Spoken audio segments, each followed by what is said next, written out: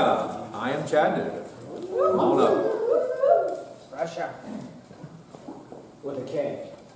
Hello everyone, my name is Steve. I don't know if I met you all. Okay. I was actually thinking of just kind of backing up to, well, I've done a few Ironmans prior to this. I did Wisconsin in 2013. I was in the military and retired last June. Well, I had signed up for not only one, but 2 Ironmans I wasn't going to do both, by the way. I signed up for, what's the one that's a really cold swim in July? It's not Coeur d'Alene, it's the other one, June, July. It's a hilly one, and that's why I wanted to do it. But it's like, which one? Like Placid or Lake Placid? Lake Placid. No. It's over in, I can't think of it right now. Coeur d'Alene.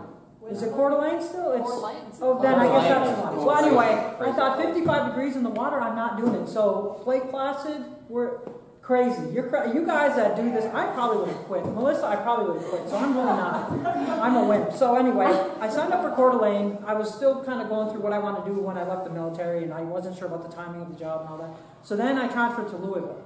Well, then I was wanting to be a cop. I thought that was the thing I wanted to do. So then I just didn't do either Ironman, and I lost like $1,000. So that's my story about that. So I'm in the police academy last year, and Chattanooga happened, and I was all psyched up. I thought, wow, that'd be awesome to do it. But I knew in 2013, when I was driving to Wisconsin, I was watching that you said it closed in 30 seconds. Whoever said that, it was crashing. It was hilarious, actually.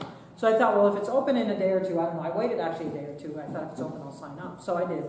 Still being a cop, I lasted till about July, and I said, or June or July, and I said, this thing is not for me because I didn't want to work that hard anymore. Because it really was interfering with my training. And you were talking about, you had life issues and you stopped training. If I stopped training, I really will have life issues because that's how I do with life. So anyway, so I of course I have a coach.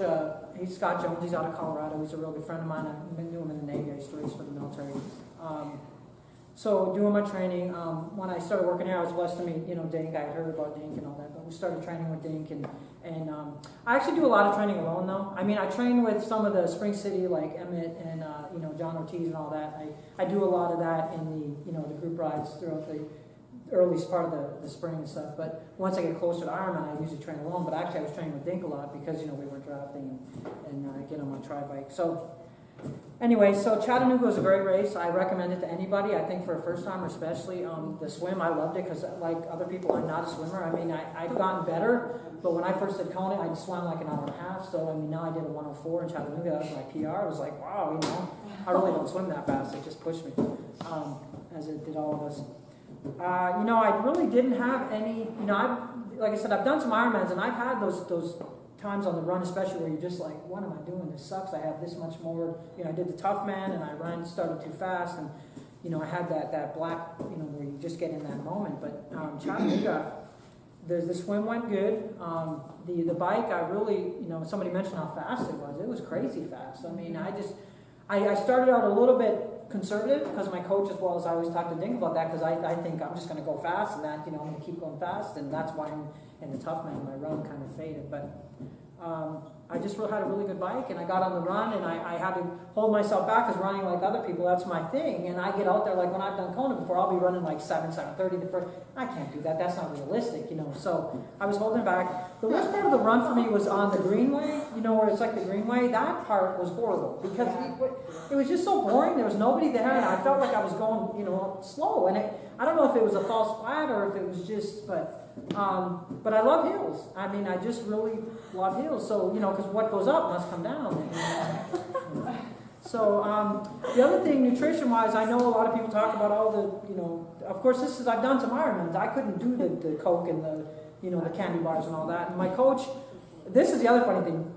Tuesday before the race, which is on Sunday, my coach says, well, use Carbo Pro. And I've never heard of Carbo Pro. I know you're not supposed to change. I've always, the last 4 or 5 Ironmans, I've just used gels the whole race.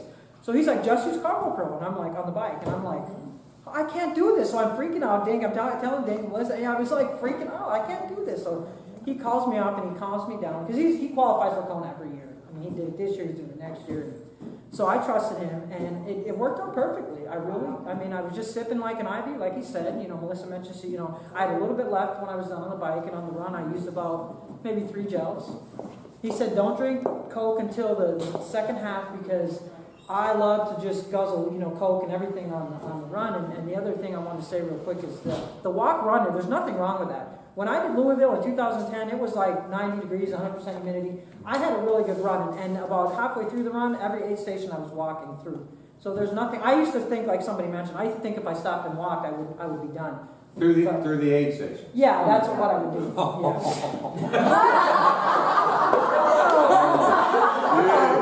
Yeah. Really? Through the aid station. Anyway, there's nothing wrong with running walk. You and Jan. That's considered a run walk. You walk through the aid station. Oh, okay. Well, Paula B. Fraser did it, and I just stopped. Yeah. Those pussies. Walk through the aid station. So, anyway, it was a great race. That's what I do too, though. Yeah, I right. run the first Yeah. loop and then walk through the aid station. And the other really cool thing was I'm on the run and I see my coach, my very first coach from Hawaii. He's like, "Hey, Tina," and he still lives in Hawaii, but his daughter was there doing it. And I'm like, "Oh my God!" And I was so excited. That was just so cool. So it was a great race. I will do it again. I'm not doing it again next year, of course, but yeah, it was a good race. So. Oh, we should finish something. Didn't you finish like 10